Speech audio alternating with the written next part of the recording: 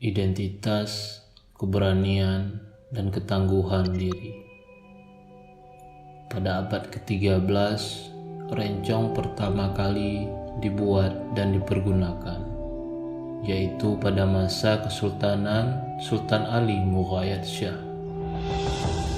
Dahulu, rencong digunakan untuk berperang melawan penjajah. Oleh karena itu, rencong sangat erat kaitannya dengan perkembangan dan perjuangan masyarakat Aceh. Senjata ini bahkan menjadi harta bagi keluarga yang diwariskan secara turun-temurun. Semakin tua umur senjata ini, maka semakin tinggi pula nilainya di mata masyarakat.